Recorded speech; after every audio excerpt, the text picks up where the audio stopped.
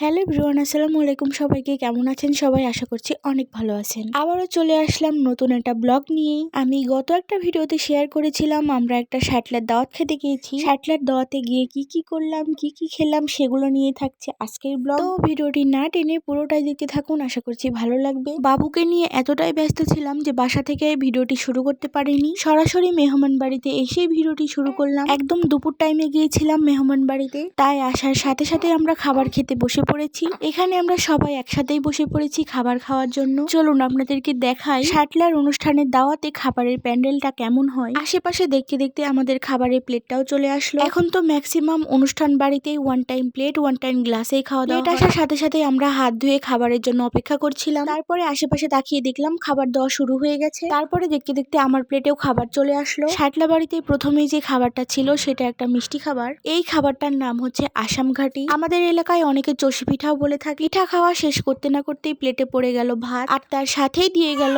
উত্তরবঙ্গের বিখ্যাত খাবার মাছ দিয়ে আলু ঘাটি। আমার প্লেটে আলু ঘাটি আসার সাথে সাথে আমি খাবার শুরু করে দিয়েছি। সব মিলিয়ে খাবারটা মোটামুটি ছিল। খাওয়া দাওয়া শেষ করে আমরা বাসার মধ্যে আসি। যেই বাবুটার শাটলার দাওয়াত খেতে গিয়েছি সেই বাবুটাকে দেখার জন্য। এটাই হচ্ছে সেই বাবু। বাবুটাকে দেখে সবাই মাশাআল্লাহ বলবেন।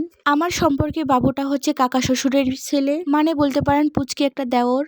খুবই ছোট মানুষ, তাই বুঝতে পারছিলাম না যে দেওরের জন্য কি গিফট নেওয়া যায়। অনেক চিন্তা ভাবনা পর আমার ছোট্ট দেওরের জন্য শীতের পোশাক নিয়ে গিয়েছি। এখন যেহেতু শীতকাল, তাই ভাবলাম ছোট বাবুদের শীতের পোশাক দেওয়াটাই ভালো হবে। খাওয়া দাওয়া শেষ করে বাবুকে দেখার পর আমরা সবাই মিলে এখানে একটু বসেছিলাম, আর আমার বাবুটা যাওয়ার পর থেকেই ঘুমের মধ্যেই আছে। তারপরে আমরা সবাই মিলে চলে গেলাম রাস্তার উপরে। বাচ্চারা খুব কান্নাকাটি করছিল, তাই তাদেরকে নিয়ে একটু ঘোরাঘুরি করার জন্য রাস্তার উপরে এসেছি। এখন খুবই শীত, তাই আমার বাবুকে নিয়ে তেমন কোথাও বের হই না। আজকে গিয়েছি দুপুর টাইমে রোদের মধ্যে, আর কিছুক্ষণের মধ্যে বাসার দিকে যাওয়ার জন্য রওনা দিব। কারণ ছোট ছোট বাবুদের নিয়ে বাসায় যেতে হবে, বেশি সন্ধ্যা করা যাবে না। সবার থেকে বিদায় টিদায় নিয়ে বাসার দিকে যাওয়ার জন্য রওনা দিলাম। আমরা সবাই মিলে হেঁটে হেঁটে যাচ্ছিলাম গাড়ির উদ্দেশ্যে, কারণ রাস্তার মধ্যে আমরা একটাও গাড়ি পাচ্ছিলাম না। বাসা থেকে বের হয়ে অনেকটা পথ হাঁটাহাঁটি করেছি, তারপরেও একটাও গাড়ি পাচ্ছিলাম না। এইদিকে রাস্তার পাশে অনেক সুন্দর একটা বিল ছিল, আর বিলের মধ্যে কি সুন্দর সরিষা ফুল ফুটে আছে। আপনাদেরকে একদিন আমাদের বিলে সরিষা ফুল দেখাবো। আমাদের বিলেও অনেক সুন্দর সরিষা ফুল ফুটেছে। আমার কলিজাটা কি শান্তির ঘুম ঘুমাচ্ছে তার মায়ের কোলে। বিকাল টাইমে মিষ্টি একটা রোদ ছিল, রোদের মধ্যে বাচ্চাকে নিয়ে হেঁটে হেঁটে যাচ্ছিলাম। যদিও বাচ্চাকে কোলে করে নিয়ে এতটা পথ হাঁটাহাঁটি করা একটু কষ্টকর হয়ে যাচ্ছিল, তারপরেও এটা একটা খুব সুন্দর মুহূর্ত ছিল আমার কাছে।